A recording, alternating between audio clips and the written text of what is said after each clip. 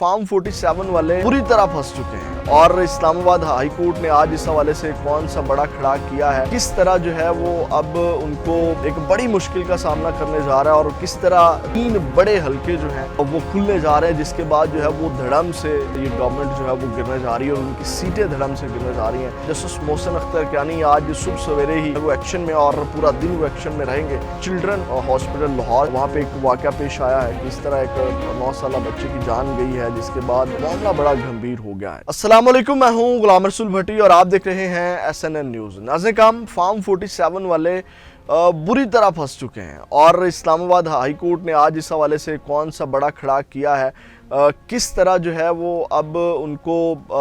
एक बड़ी मुश्किल का सामना करने जा रहा है और किस तरह 3 बड़े हलके जो हैं वो खुलने जा रहे हैं, जिसके बाद जो है वो धड़म से ये गवर्नमेंट जो है वो गिरने जा रही है और उनकी सीटें धड़म से गिरने जा रही हैं। इसकी तफसीलात भी आपके सामने रखेंगे। और दूसरी जानिब नाज़रीन, जैसे मैंने कहा कि कोर्ट से आज बड़ी बड़ी खबरें हैं और जो जस्टिस मोहसिन अख्तर कियानी आज सुबह सवेरे ही से ही जो है वो एक्शन में और पूरा दिन वो एक्शन में रहेंगे। आज किस तरह वो इन एक्शन थे और किस तरह इस्लामाबाद वालों को ले डूबे हैं, इसके ऊपर बात करेंगे। और तीसरी बड़ी खबर नाज़रीन, वो चिल्ड्रन हॉस्पिटल लाहौर से है। वहाँ पे एक वाक़या पेश आया है, किस तरह एक 9 साल बच्चे की जान गई है, जिसके बाद मामला बड़ा गंभीर हो गया है। ये वाक़या भी, इसकी वाक़े की तफसीलात भी आपके सामने रखेंगे। और नाज़रीन, सबसे पहले जो इसके अलावा आज एक बड़ी हैपनिंग होनी थी, उससे आगाज़ कर लेते हैं। एक तो नाज़रीन, शेर अफजल मरवत की जानिब से जो सेनेटर इसहाक डार हैं, वो जो उनको डिप्टी वज़ीर आज़म तैनात किया गया, उन्होंने उसको चैलेंज किया था, उस हवाले से आज जो हैं वो नोटिस जारी कर दिए गए हैं। आज नाज़रीन, इस्लामाबाद हाई कोर्ट के चीफ जस्टिस आमिर फ़ारूक ने इस केस की समाअत की और इस मौका पर दरख्वास्त गुजार शेर अफजल मरवत की जानिब से जो वकील रियाज हनीफ राही, जबकि फ़ाज़ शबीर की जानिब से वकील अदनान सरवर जो है वो अदालत में पेश हुए। तो नाज़रीन, इस्लामाबाद हाई कोर्ट के चीफ जस्टिस आमिर फ़ारूक ने इस्तफ़सार किया कि इस केस का तो लाहौर हाई कोर्ट ने फ़ैसला दे दिया। तो अदालत ने वकील से इस्तफ़सार किया कि अंग्रेज़ी आती है, कि आपने चेक किया कि लाहौर हाई कोर्ट जजमेंट को, आप लाहौर से आए हैं और आपको लाहौर का ही नहीं पता। तो अदालत ने शेर अफजल मरवत के वकील से पूछा कि राही साहब, आप बताएं आपकी ग्राउंड्स क्या हैं, जिस पर वकील शेर अफजल मरवत का कहना था कि 28 अप्रैल को वज़ीर आज़म की मंजूरी से इसहाक डार की बतौर डिप्टी वज़ीर आज़म तैनाती का नोटिफिकेशन जारी किया गया। वज़ीर आज़म इलेक्टेड ऑफिस है, डिप्टी वज़ीर आज़म का कोई जिक्र नहीं। यानी कि अगर मैं मुख्तसर आपको बताऊं तो मुद्दा उनका ये है कि डिप्टी वज़ीर आज़म आइन में जो है वो नहीं है, उसका आइन में कोई जिक्र ही नहीं है डिप्टी वज़ीर आज़म का। तो ये ओहदा जो है वो किसी को दे देना ये गैर आइनी है, जिसको जो उन्होंने चैलेंज किया कि जनाब इनको जो है वो इस ओहदे से हटाया जाए और एक शख्स जो है वो 2 ओहदे जो है और वो लेकर के उसको किस तरह जो है वो चल सकता है। तो नाज़रीन, इस हवाले से आज अदालत ने नोटिस जारी कर दिए हैं और 12 जून तक जो है वो समाअत मुलतवी कर दी। अब इसमें अदालत ने अटॉर्नी जनरल, वफाकी हुकूमत, सेक्रेटरी कबीना डिवीजन्स, वज़ीर आज़म और इसहाक डार को नोटिस जारी कर दिए हैं और उनको जनाब इस हवाले से तलब कर लिया गया है। दूसरी जानिब नाज़रीन, जो पाकिस्तान तहरीक इंसाफ के रहनुमा चौधरी परवेज़ इलाही साहब हैं, उनके हवाले से कल एक फ़ैसला महफूज हुआ था जो आज सुनाया गया और चौधरी परवेज़ इलाही को आपको पता है कि अब रिलीफ़ मिलने लग गया, यहाँ तक कि इमरान खान साहब को भी रिलीफ़ मिल रहा है बहुत से केसेस में। और नाज़रीन, जो लाहौर हाई कोर्ट के जस्टिस सुल्तान तनवीर अहमद है, उन्होंने महफूज फ़ैसला सुनाया और पंजाब असम्बली में गैर कानूनी भर्तियों के मुकदमे में उन्होंने अदालत ने जो है वो उनकी ज़मानत मंजूर कर ली है। अब नाज़रीन, इस हवाले से जो परवेज़ इलाही साहब के वकील आमिर सईद राह हैं, उन्होंने अदालत को आगाह किया कि एंटी करप्शन ने मुकदमा 2 साल की ताख़ीर से दर्ज किया। किसी उम्मीदवार से भर्ती की रकम परवेज़ इलाही ने वसूल नहीं की, परवेज़ इलाही का इस भर्ती से कोई ताल्लुक़ नहीं। और इस पर वकील एंटी करप्शन ने कहा कि परवेज़ इलाही का मुकदमा कानून के मुताबिक दर्ज किया गया। तो यानी कि वो मुकदमे में बड़े झोल हैं और आपको पता है कि किस तरह ये मुकदमात बनाए गए, जिसके ऊपर जो है वो उनकी ज़मानत मंजूर कर ली गई। अब नाज़रीन, बड़ी ख़बरों की तरफ आते हैं और सबसे पहले आपको पता है कि एक बड़ा स्कैंडल जो उठा और वो गंदम के हवाले से स्कैंडल था, वो ज़रा सुन लें कि उसको کس طرح رفع دفع کیا جا رہا ہے، کس طرح اس کے اوپر مٹی ڈالی جا رہی ہے۔ ناظرین کرام، جو ذمہ دار ہیں اس کا تعین کر لیا ہے نگراں حکومت میں۔ جو اضافی گندم درآمد کرنے کا سکینڈل جو آیا تھا، حکومت نے سرپلس گندم امپورٹ کرنے کے ذمہ داروں کا تعین کیا۔ اب ذرا سنیں اور سر دھنیں کہ کس طرح تعین کیا گیا۔ اب اس میں ناظرین کرام حکومتی جو ذرائع ہیں اس کے مطابق وزیراعظم انکوائری کمیٹی کی سفارشات کی منظوری جو ہے وہ دے دی ہے، اور نگراں دور حکومت کے کسی بھی اہم ذمہ دار کے خلاف کارروائی کی سفارش نہیں کی گئی۔ آپ اندازہ لگائیں کہ نگراں حکومت کے جو عہدیدار ہیں ان کے خلاف کوئی کارروائی کرنے کی کوئی سفارش نہیں کی گئی، یعنی کہ انوار الحق کاکڑ ہیں، وزیر اعظم اس وقت کے ہیں، ان کو نہیں چھیڑا جا رہا، یا جو طاقتوروں کے لوگ ہیں ان کو نہیں ہاتھ ڈالا جا رہا۔ ہاتھ کن کو ڈالا گیا وہ ذرا سنیں۔ ناظرین کرام، 4 آفیسروں کو معطل کیا گیا۔ جا آ کے جو ہے وہ بالآخر جو آفیسر ہیں ان کے اوپر غصہ نکالا جاتا ہے، جو مین لوگ ہیں جن کی اپروول سے تمام معاملات چلتے ہیں، یا جو یہ تمام کام کروا رہے ہوتے ہیں، وہ ان کو پاکستان میں اکثر چھوٹ مل جاتی ہے۔ تو اب ناظرین کرام، سابق وفاقی سیکرٹری نیشنل فوڈ سیکیورٹی محمد آصف کے خلاف باضابطہ کارروائی کی منظوری دے دی گئی ہے، جبکہ سابق ڈی جی پلانٹ پروٹیکشن اے ڈی عابد کو معطل کرنے کی منظوری دے دی گئی ہے، اور اس کے ساتھ ساتھ سیکیورٹی کمشنر 1 ڈاکٹر وسیم اور ڈائریکٹر سہیل کو بھی معطل کرنے کی منظوری دے دی گئی ہے۔ ذمہ دار آفیسروں پر ناقص منصوبہ بندی اور غفلت برتنے کا چارج لگایا گیا ہے، اور باقی آپ سمجھدار ہیں کہ کن لوگوں کو چھوٹ دے دی گئی ہے۔ اب ناظرین کرام، جو آج جسٹس محسن اختر کیانی آج ان ایکشن ہے، آج ایک تو میں نے آپ کو جو بتا دیا کہ ڈیپٹی وزیر اعظم والا کیس تھا، آج ناظرین کرام جو بلوچ طلباء ہیں ان کو جو آپ کو پتہ ہے کہ اغوا کر لیا جاتا ہے، ان کے حوالے سے بھی سماعت ہے، اور اس کے بعد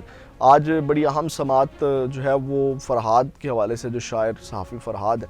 وہ اس حوالے سے بھی آپ کو اپڈیٹ کریں گے۔ لیکن جو بلوچ طلباء کو گمشدہ کرنے کا معاملہ ہے اس حوالے سے آپ کو اپڈیٹ کرتے ہیں کہ آج کیا جسٹس محسن اختر کیانی نے اس حوالے سے ریمارکس، بڑے اہم ریمارکس دیے ہیں۔ ناظرین کرام، آج انہوں نے جو اہم سوالات اٹھائے وہ یہ تھے، انہوں نے کہا کہ الزام ہے کہ مبینہ طور پر بہت سے لوگ ایجنسیوں کی تحویل میں ہوتے ہیں، وہ کھاتے پیتے بھی ہوں گے، اور